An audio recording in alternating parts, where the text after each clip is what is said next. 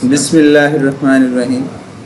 السلام علیکم عزیز طلبہ، دہم کلاس میں آپ کی پاک اسٹڈی کا پہلا چیپٹر نمبر 6، اس میں ہم تاریخ پاکستان کا دوسرا حصہ پڑھیں گے کہ پاکستان بننے کے بعد جو ابتدائی مشکلات تھیں، ابتدائی معاملات تھے، وہ آپ پڑھ چکے۔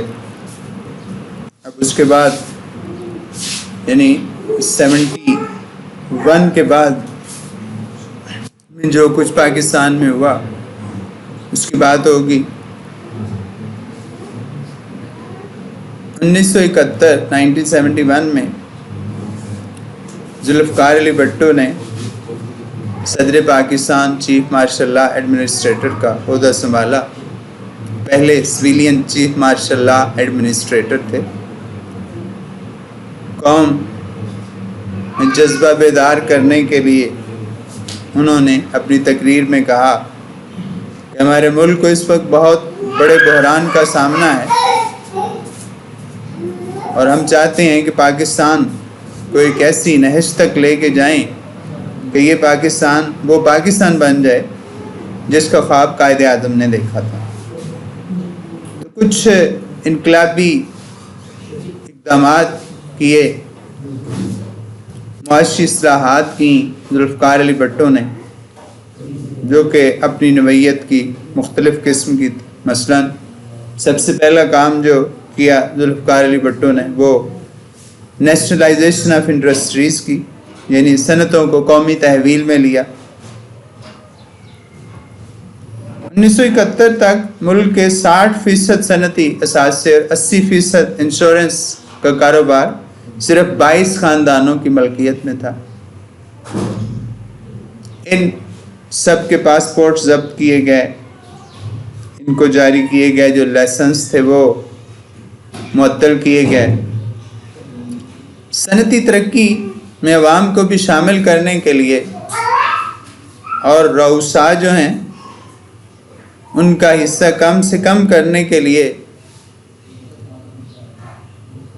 ذوالفقار علی بھٹو نے کچھ صنعتوں کو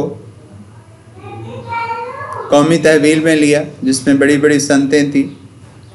فولاد سازی کی صنعت تھی، بنیادی ضروریات کا سامان بنانے والی، بھاری مشینری کی صنعت تھی، ٹریکٹر پلانٹ وغیرہ۔ تو یہ ساری صنعتیں لے لی گئیں قومی تحویل میں، اور ان کی آمدنی جو تھی وہ سرکاری خزانے میں جمع ہونے لگی۔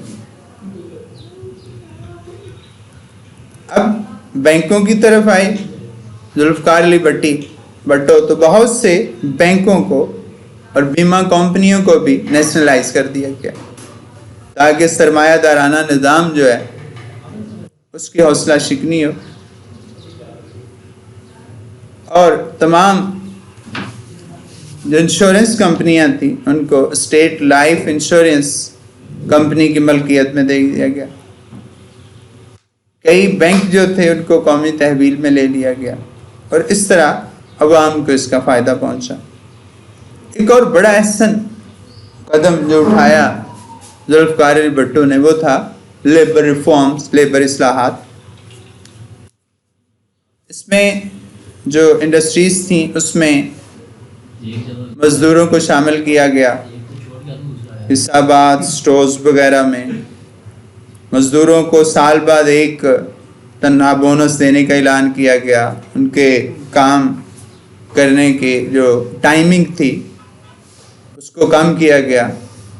ان کو فیکٹری کی طرف سے گریجویٹی، پینشن، بیمہ کی سہولتیں دی گئیں۔ مزدوروں کو رہائشی سہولتیں دی گئیں۔ جھگڑے ٹریڈ یونینز کے جو تھے وہ نمٹانے کے لیے جو ہے وہ ایک عہدہ تحلیق کیا گیا۔ مزدوروں کو ان کی ملازمت کے تحفظ کے حوالے سے باقاعدہ پالیسی بنائی گئی۔ ایک اور بڑا اہم قدم جو ذوالفقار علی بھٹو نے اٹھایا وہ تھا زرعی اصلاحات، ایگریکلچرل ریفارمز۔ پاکستان ایک زرعی ملک ہے اور پاکستان کی 65% آبادی جو ہے وہ دیہاتوں میں رہائش پذیر ہے۔ تو تو بہت بڑا طبقہ جو تھا رؤسا کا وہ زمینوں پہ قابض تھا. تو سب سے پہلا کام جو کیا ذوالفقار علی بھٹو نے وہ یہ کیا کہ انفرادی حد ملکیت جو تھی وہ مقرر کی زمین کی. یہ آپ کا پہلا شارٹ کویسچن بھی ہے. نمبر 1 پوائنٹ جو ہے کہ زمین کی انفرادی حد ملکیت کیا مقرر کی گئی ذوالفقار علی بھٹو کے دور میں، تو اس کا جواب آپ کے سامنے اسکرین پہ موجود ہے کہ انفرادی حد ملکیت 150 ایکڑ نہری اور 300 ایکڑ بارانی مقرر کی گئی. زائد زمینیں مزدوروں سے لے کر مزارعین اور کاشتکاروں میں بلا معاوضہ تقسیم کی گئیں. مارچ 1976 تک 1976 تک 15 لاکھ ایکڑ جو زمین ہے وہ کسانوں میں تقسیم کی گئی. یہ پہلے شارٹ کویسچن کا آپ کا ایکسرسائز کا جو ہے وہ اس کا آنسر ہے جو میں نے آپ کو بتا دیا. وہ ملازمین جو سرکاری ملازمت کرتے تھے اس سے اگر ریٹائر ہوئے ہیں تو وہ 100 ایکڑ سے زیادہ زمین نہیں رکھ سکتے. فوجیوں پر اس کا اطلاق نہیں ہوگا. تعلیمی اداروں، کالجز وغیرہ اور یونیورسٹیز کے علاوہ کوئی شخص مقررہ حد سے زیادہ زمین نہیں رکھ سکتا.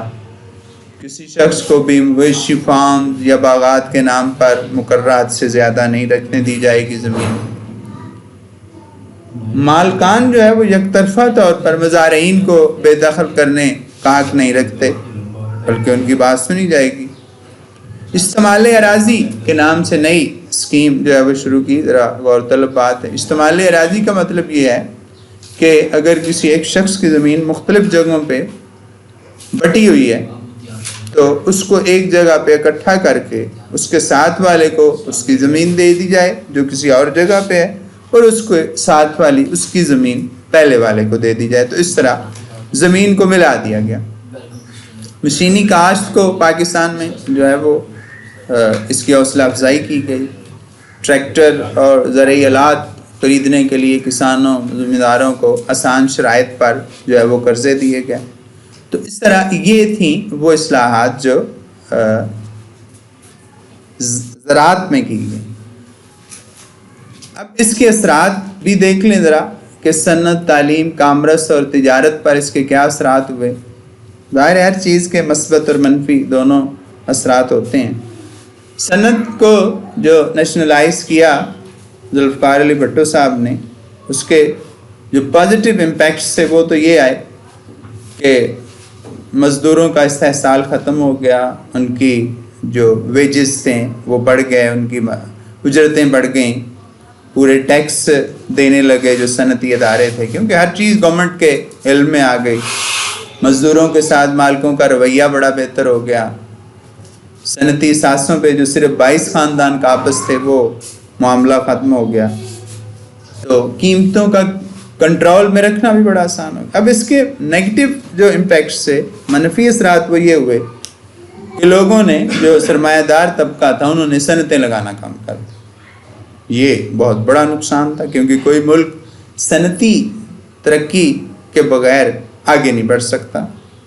اب مزدور جو تھے جب ان کو آزادی ملی تو انہوں نے بے جا ہڑتالیں کرنا شروع کر دیں، اس سے مسائل بڑھے. اب ضرورت سے زیادہ سیاسی عملہ بھی یہاں پہ آ گیا.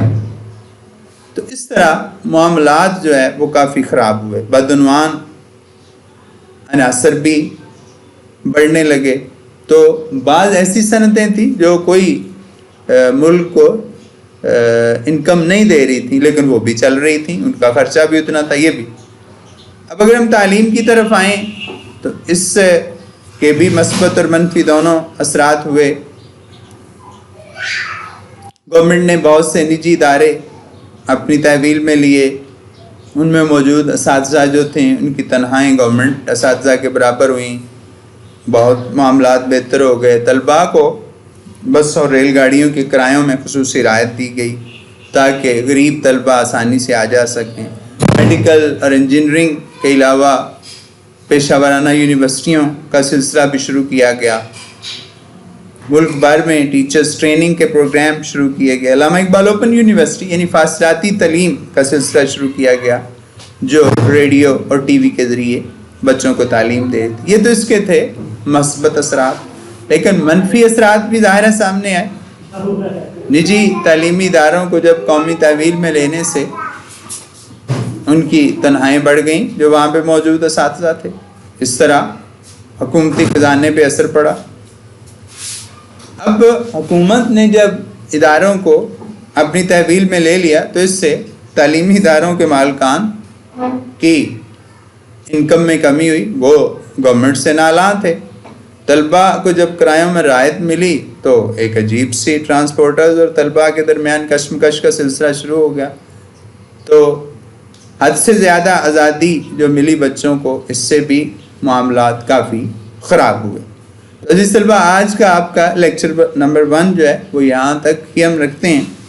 شارٹ کویسچن اس میں مختلف موجود ہیں جو آپ کریں گے، مزید بھی آپ کو بتا دیے جاتے ہیں.